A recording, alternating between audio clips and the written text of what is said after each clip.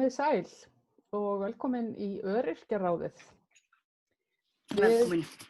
Við erum hérna bara tvær í þetta sinn við Bára og við ætluðum að fá gest sem að gekk ekki alveg eftir. En við ætlum að ræða svona ákveðin málefni sem við svona innbröðum á svona aðeins í síðasta þætti. En við ætlum að fara aðeins kannski dýpra í hlutin og taka inn annan þátt. Við höfum stundum aðeins innbrað á þessu. Það er þessi togstreita á milli fátæktar í samfélaginu og örorku og þess og bara kjarabaráttu öryrkja versus innflytjendamál. Já, það er svona hluta af því sem við ætlum að spjalla en líka bara staðan eins og hún sko líka. Einmitt. Og við ætlum kannski aðeins að byrja á því kannski að minnast á grein sem að birtist í Kvennablaðinu bara núna í mánuðinum eftir hann Hans Jónsson. Er þetta ekki rétt farið með hjá mér? Jú, fyrrverandi eða núverandi Pírati, ég man það nú ekki alveg sjálf sko, en við erum aktífur í umræðu og býr fyrir norðan, er ekki að norðan er. Já, og hann skrifar svona mjög hnitmiða grein, þar sem að hann segir sko, hann svona vitnar í orðræðuna sem eins og við heyrum mjög oft, ég er ekki rasisti en mér finnst bara að við verðum að forgangsraða rétt. Já, þetta klassíska. Þetta klassíska. Við verðum að taka til heima áður en við fáum gesti. Já, sem er náttúrulega mjög áhugavert af því að við vitum það svo sem að það er alveg sama hve margir að fáir koma hér til lands, það er enginn sem að tekur til hvort þið er. Nei, og svo segir hann einmitt, en það eru fátækir Íslendingar, segja sumir líka. Hann svona vitnar í, gefur mér svona nokkra frasa. Og svo heldur hann áfram og talar sko að það hafi ekki haft nein áhrif á hans afkomu að hvort hér séu hælisleitendur eða ekki. Nei, einmitt. Þannig og svona heldur áfram í rauninni á þessum nótum. Og sýnir fram á, það sem að mér finnst líka kannski sterkt í þessari grein er að hann sýnir fram á í rauninni rasismann í þessum ummælum. Já, menn þess að fólk kannski hefur, ég meina það eru örugglega einhverjir sem að apa þetta upp eftir öðrum án þess að átta sig á því hvað þeir eru að segja. En þetta er í grunninn það að við erum að halda því fram að Íslendingar séu eins og ég segi, rétthærri og allt þetta. Og þeir sem eru að koma hérna inn eru, litað fólk og ekki litað fólk en samt sem áður útlendingar og þá innflytjendur og við höfum alls konar skoðanir á hvernig það fólk sé og sé ekki og hvað er hættulegt og hvað ekki og svo þessi endalausa hugmynd það að öryrkjar og hælisleitendur séu eitthvað í sama kvótanum. Það er bara engin tengsl milli afkomu öryrkja og afkomu innflytjenda að neinu leyti. Það sem er aðalvandamálið það að fjármagnið sem að þarf í þessa hópa er veitt af fólki sem að vill nota það bara í aðra hluti. Já, einmitt. Já, og svo talar hann um pláss á Íslandi eða húsnæðisskort og annað sem að náttúrulega er ekki raunverulegur þó að fólk fá ekki húsnæði að þá er það ekki vegna þess að það sé ekki til. Nei, það er af því að það vill enginn setja það niður á það verða einhver geti nýtt sér það. Já, akkurat.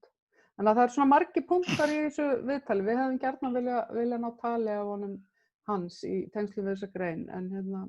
Ég spjallaði við hann og hann sendi mér kveðju, en hann er náttúrulega öryrki eins og við og í dag var bara ekki dagur sem hann gat verið í viðtali. Nei, kannski fáum hann síðar. En allavega það er önnur grein á Kvennablaðinu sem að þú skrifaðir árið 2015. Já. Vekur líka athygli að lesa í dag. Vegna þess að maður gæti alveg eins verið að lesa nýja grein í dag. Já. Þetta er grein sem að þú skrifar sem sagt, bara fátækt og valdeflingu þína í rauninni líka þarna. Já, Þannig að það er svolítið flott líka að þú ert að stíga upp úr stólnum og fara út og mótmæla og þú ert að svona breytast í aktivista þarna greinilega.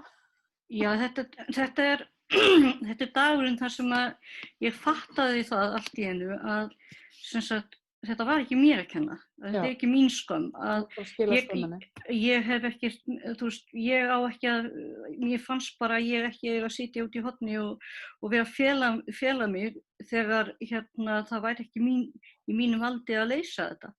Og var náttúrulega eins og ég er ennþá mjög veik og í raun og veru mjög mikið átak fyrir mig að fara út úr húsi og gera það sem ég gerði. Ég stóð fyrir framan Alþingishúsið með skilti og sem stóð að ég neitaði mér heilbrigðisþjónustu til að fjölskylda mín geti borðað. Því ég var bara búin að leita á alla staði og sníkja af öllum vinum mínum og ættingjum og bara orðin algjörlega tóm. Og ég sneri bara þessari örvæntingu yfir í bara svolítið reiði, stend þarna og ég held ég hafi aldrei á ævi minni fundist ég eins bara, þú veist, já, eins og ég segi, valdamikil. Ég var bara, ég er hér, stend fyrir mig og ég þarf ekki að fela mig eða vera skammast mín fyrir það. Síðan þá hefur ýmislegt vatn runnið til sjávar í þínu lífi. Já, ýmislegt náttúrulega en þetta gerði það verkum að ég áttaði mig á því að ég gat verið sem sagt, í gerendastöðunni. En það geta það ekkert allir. Ég er það heppin að, eins og sumir segja, kann ekki að skammast mín og það hefur verið kostur í þessari stöðu. Samt eins og þarna, eins og þú segir, þarna fattaður að þetta væri ekki þér að kenna. Þannig að skamma sín, þetta er kannski svona tvíþætt, eða þetta er kannski ekki alltaf alveg sami hlutur. Já, ég meina, ég kann ekki að vera, ég meina bara hvað, halda kjafti að vera sætt. En sko, síðan þetta gerist, að þá hefur ýmislegt gerst, en samt er samt ekkert.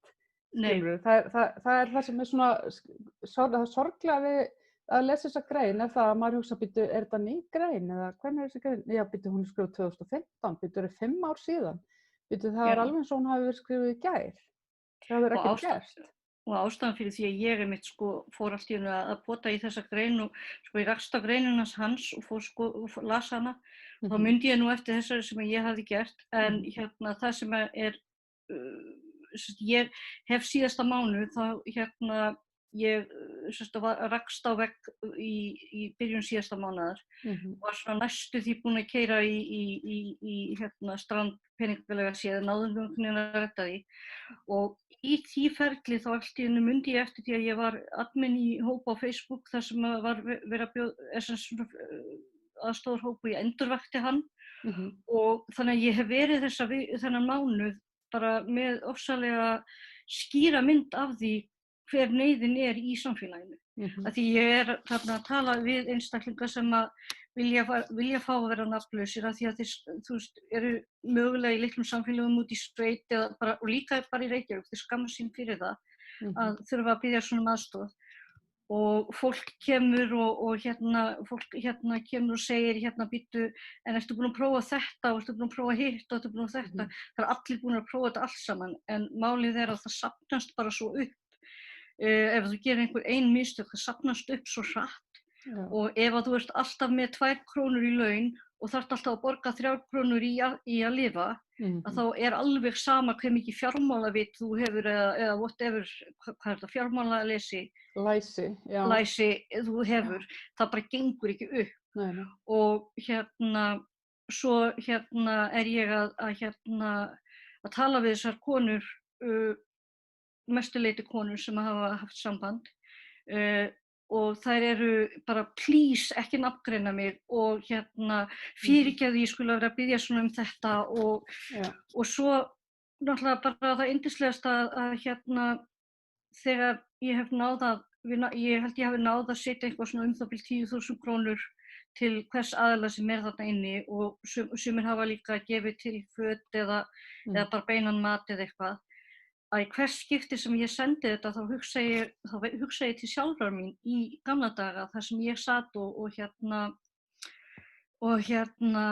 þú veist, maður með kökkin í hálsinum og stingin í hjartanu og hnútinn í maganum og bara hvern get ég hringt í og bara það engin leið til þess að fara og svo setur maður beiðni jafnvel undir nafni á internetið, horfir síðan á fólk bara, hvað, er ekki nýbúið að vera útborgað, hvað, þú getur fengið endurgreitt þetta, hvað, hefur ekki búin að prófa þetta, hvað, og þannig ég tók þá stefnu í hópnum og það væri bara ekki leyfilegt að tala svona inn í þessum hóp. Þannig að ég bara milliliður, bara beinn milliliður, fólk bara hefur samband eða vilt hjálpa þessum eða öllum eða eitthvað og ég er svo glöð með að Íslendingar eru í rótina svo gott fólk. En auðvitað eigum við, ég á ekki að, þú veist, það bara... Við eigum ekki að þurfa að standa í þessu. Þetta er eitthvað náttúrulega sem að bara félagsmála apparatið, fyrir utan það að fólk á bara að vera með laun sem það lifir af, hvort sem það eru örorkubætur eða laun, vinnulaun. Já. Og ef að fólk er í vanda þá á náttúrulega bara félagsmála apparatið að geta stigið þar inn í og aðstofa fólk.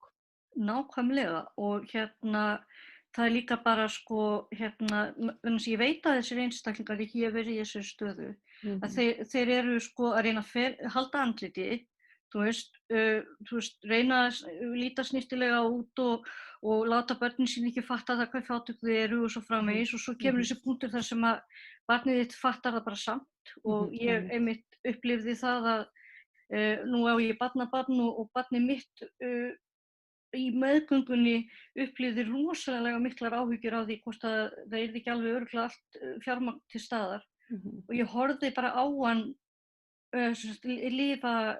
vera að taka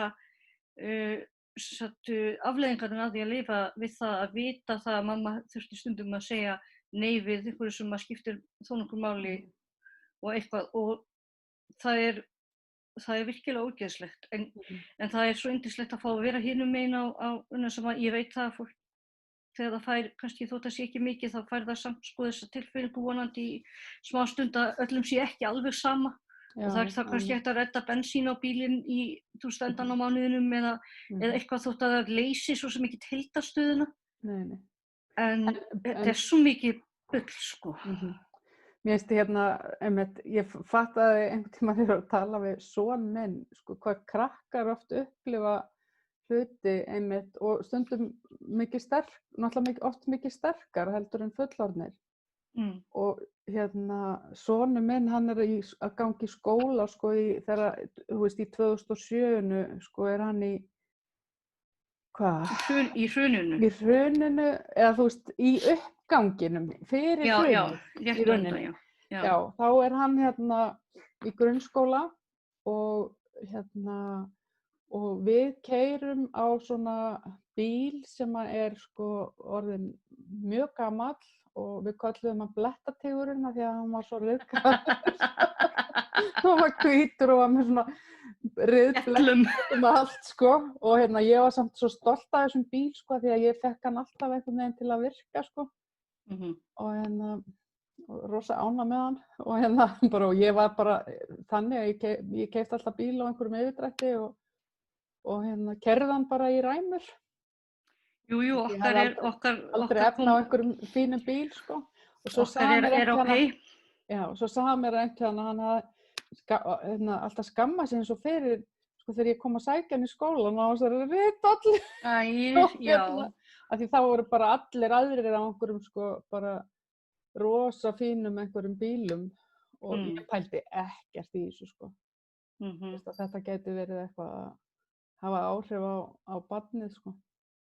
En þú veist, við vorum með þetta skítblöng, en maður var hann svo vanur því einhvern veginn, ég veit það ekki. Já. Held ekki í því sko, en svo hafði þetta greinilega áhrif á barnið. Nákvæmlega. Ég veit það og líka sko ég man ekki hvenær það var, en einhverjum tímapunkti þá sagði strákurinn minn við mig, þú veist, það var eitthvað sem hafði verið að gerast í skólanum og ég var bara eitthvað svona, heyrðu, talar ekki við mig upp á að fara. Hann bara, að ég vildi ekki að þú þyrftir að segja nei. Já, einmitt. Og það var svo sárt einhvern veginn að heyra þetta, sko, af því að ég hefði mögulega, sko, ég meina, eina ástæðan fyrir ég ekki á götunni svo ég svo heppin að eiga foreldra sem að gátu oftast hjálpa mig með hluti sem tengdist barninu. Og þau hefðu alveg reddað því. Þú veist, þótt að þau hafi ekki getað, þú veist, gert allt í heiminum, þá sem sagt, þau eru ástæðan fyrir því að ég náði að eignast bíl og íbúð.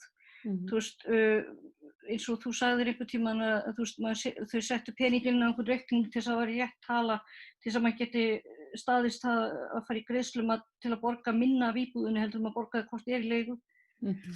Og og allt þetta, en já, það er bara, þú veist, þetta er sárt og ég finna ein af þeim konum sem ég er að aðstoða núna til dæmis, hennar fjárskortur byggir á því að hún býr ekki í Reykjavík og það er engin sem sagt, það þarf að koma tryggingalæknir til að meta hana fyrir örorkuna, þar sem ég hef verið að endurnýja eða þannig. Og það hefur enginn komist norður í einhvern tíma, þannig að hún sem sagt sækir þá í staðinn hjá félög og fær miklu lægri upphæð byggt á sem sagt upplýsingum sem, að því að þú veist, fólk oft með, þú veist, lán og hluti sem ekki teknir inn, það má ekki meta þetta inn í töluna, má ekki meta þetta inn í töluna og og það bara svo margir hluti sem að, þú veist, það ekki miðað við raunveruleikann þegar maður að fá þessar hluti í gang, sko. Og ég, við erum með inn á hópnum okkar, skjal sem heitir eitthvað í áttina við bjargráð eða eitthvað álíka og ég bara, þú veist, ef þú veist eitthvað bjargráð þá fer það þangað inn, þú skrifar það ekki undir þú skrifar það ekki komment til að viðkomandi þurfa að fara að réttlæta fyrir þér af hverju langtíma flækjan sem hann í svona eða hinsegin. Og maður heyrir alls konar, þú veist, fólki sem flestir sem hafa haft samband við mig til að gefa hafa verið bara alveg beina leið án þess að vera að pæla í því. En þú veist, maður heyrir líka fólk bara býtu, ég sé hún gift, af hverju hjálpar maðurinn hennar mikið. Og ég bara, að því að hann örugglega ekki með að gera það, hún samt í þessari súpu út af því að það bara alls konar hluti sem kom upp á. Plus COVID náttúrulega búið að koma inn í dæmið hjá mörgum líka. Og það bara, sko, fyrir utan það sem að kannski fólk áttar sig ekki á. Ég meina, ég til dæmis, ef að staðan hefði orðið þannig núna í byrjun þessa mánaðar að ég hefði þurft að fara að leita mér að auka aðstoðin sem til staðar, þá, þú veist, fyrst þarf maður að sækja hjá, það eru 3 batterí sem að gefa mat. Og maður þarf að fara persónulega eða í síma að sækja hjá þeim og síðan fara í persónulega og sækja matinn eða kortið. Þú þarft að gefa rosa mikið líka persónuupplýsingar eða ekki hjá... Jú, kennitölu og aðgang að síðasta skattaframtali og síðan, og það ein aðstoðin, svo önnur aðstoð sem að getur þarft að setja inn líka fullt af pappirum og ég búin að skrifa þetta allt saman inn. Og málið bara að þegar maður algjörlega brotinn af því að maður hafi, þú veist, eitthvað smottir ég hafi klúðrað öllu hjá manni, fyrir utan það nú ég mjög veik manneskja og hef bara, þú veist, ég til dæmis núna búin að koma mér í auka fjárútlát af því að við höfum ekki komist með bílinn á réttum tíma í skoðun. Og þú veist, það bara því ég er búin að vera veik allt sumar og konan mín líka.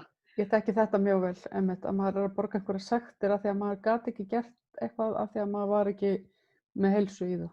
Já, og ég meina, ég upplifði þetta bara, þetta brot í sálinni í byrjun mánaðarins, bara, ég meika ekki að fara aftur með alla pappírana mína og tína þetta saman og þurfa að sitja síðan og tala um einhverja konu og endurtaka sömu töluna aftur og aftur og eitthvað dótari og eitthvað.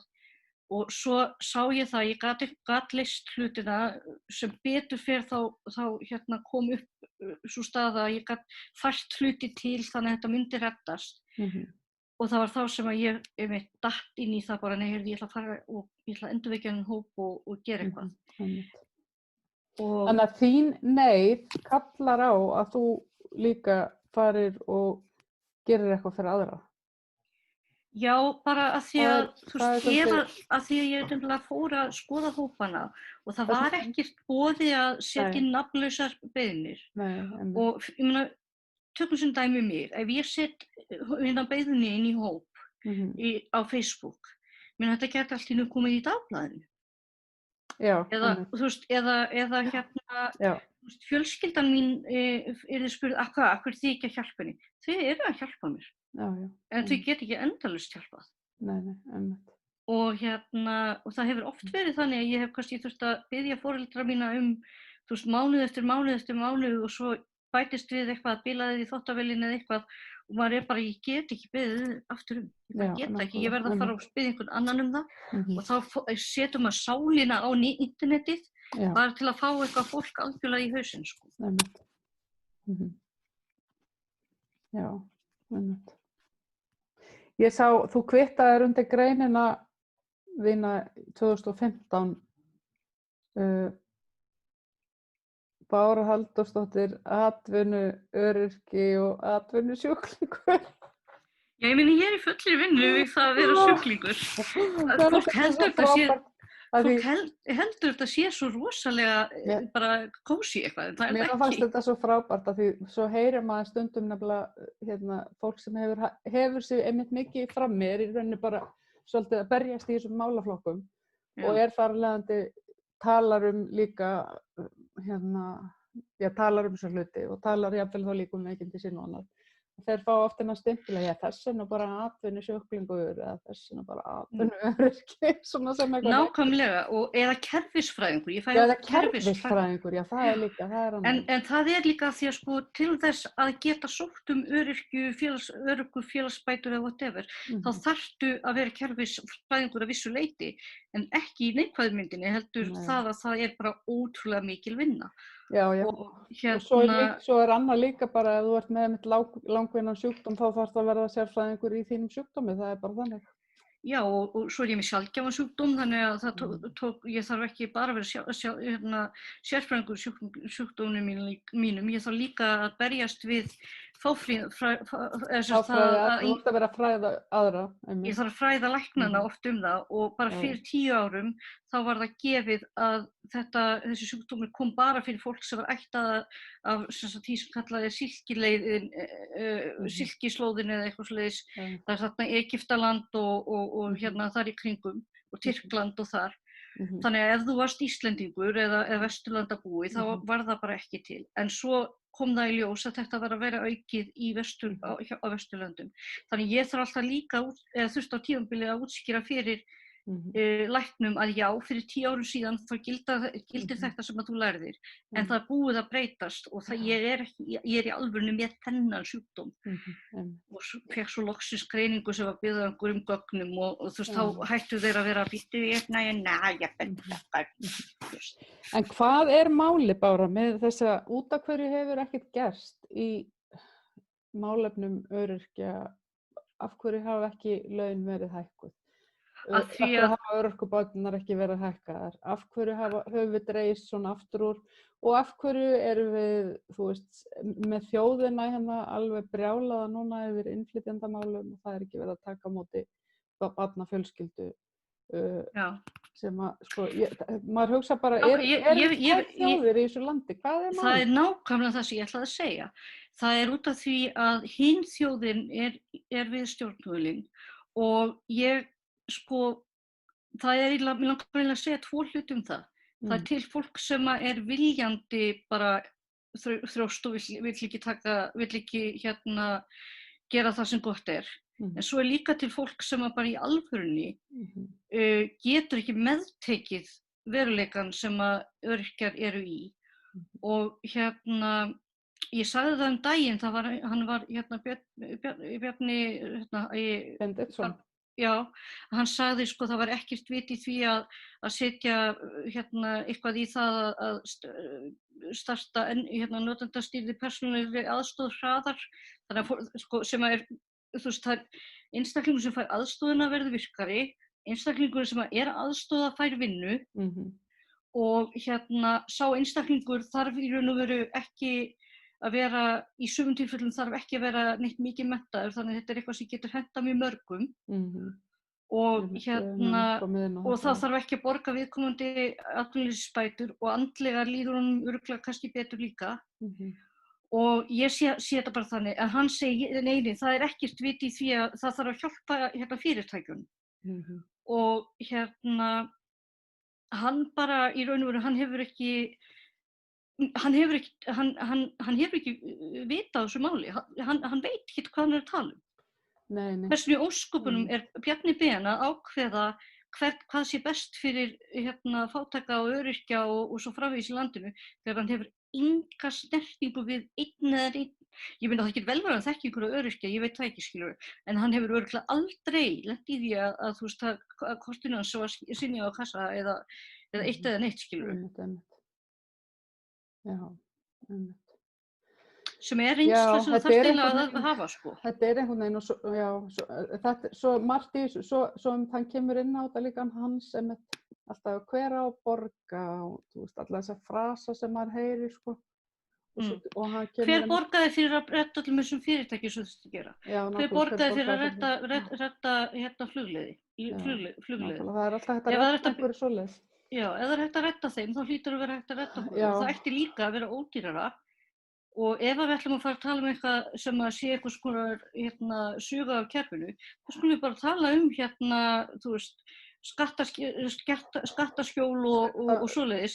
Ég held að þurfum bara skattaundanskotin og við skulum líka tala það þarf kannski bara einn svoleiðis einstakling til þess að kofvera allt sem mögulega gæti verið svíkjóðskerfinu á hilmendanum. Og bara einmitt hvernig ætlum við að byggja upp innkomuna á landinu, ætlum við að hafa almennilega bara auðlindagjöld, ætlum við að, ég meina við getum meirist þess að hvað Ólafur Margeirssyni hagfræðingi, þá getum við þess vegna, eða þú veist, við getum prenta peninga þegar við erum með okkar eigin gjaldmiðil, þannig að við getum haldið balans á fjárstreymi út í samfélagi þannig, við getum þess vegna verið með borgaralaun eða skilur, þú veist, við getum allt sem við í rauninni viljum, ef við viljum bara breyta grunnkerfinu á inn- og útstreymi fjármagns.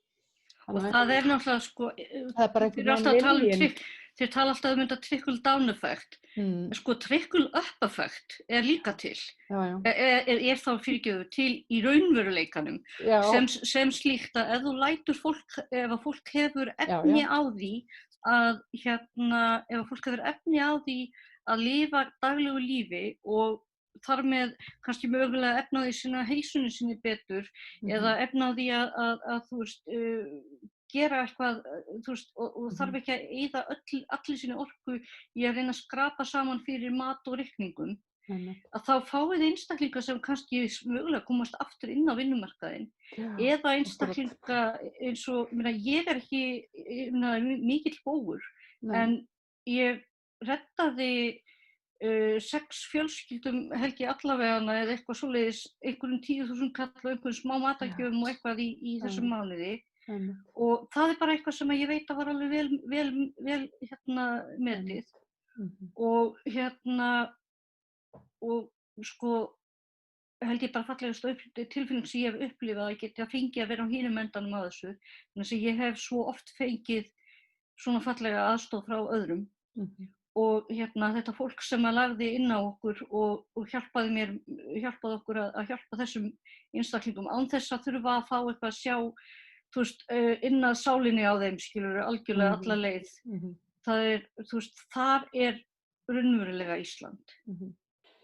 Jæja, við erum bara fallnar á tíma Bára, ertu með eitthvað sem þú langar að segja að lokum? Já, mér langar að segja á Íslandi, þú veist, við erum ekki með betlarana kannski út á götu með eitthvað fyrir framan sig og hristandi krónur og whatever. Þeir eru að fela sér inn í Facebook-hópum og í biðröðunum hjá Mæðrastyrksnefnd. Og þetta fólk sem að, þú veist, bara kvelst í hljóði og mig langar að segja við það fólk ef það heyrir, ekki þegja, ekki fel ykkur, skrifið undir hashtaggi Betlarar Íslands, sögun ykkar, látum þetta skila þessu tilbaka til þeirra sem að eiga að fá það, eða sendi mér það og ég get birtar líka. Þannig að það eru ekki við sem að erum það sem að þeir sem eiga að skamma sín. Einmitt. Heyr. Og ég ætla kannski að skjóta því að lokum til lögreglunar að auðvitað flóttafólkið hjá mér. Já, það hjá mér líka, sko. Ég tók til geymslunni og fann bara ágætis pláss, sko. Þú ert með hálfa fjölskylduna, er það ekki? Jú, þau eru svo hrifin af hundinum líka, krakkarnir, sko. Já. Jú, þau eru að hjálpa mér að setja upp hillur líka í stofinu og svona, þetta mjög næs. Hörðu, við ætluðum að reyna að vera með beina útsendingu á föstudaginn. Já! Hvernig hefur okkur gengið að fá viðbrögð við því? Af því að þú farið alltaf að posta. Það hafa ekki komið nein viðbrögð við því ennþá. Nei, ef einhver vill vera með, látið okkur vita og við tjekkum líka kannski á nokkrum sem að við vitum að hafa ekki séð hugmyndina hjá okkur. Algjörlega, herðu. Þannig að við sjáum ykkur aftur á föstudaginn. Þið sjáuð okkur aftur á föstudaginn. Já. Takk fyrir í dag. Takk fyrir í dag.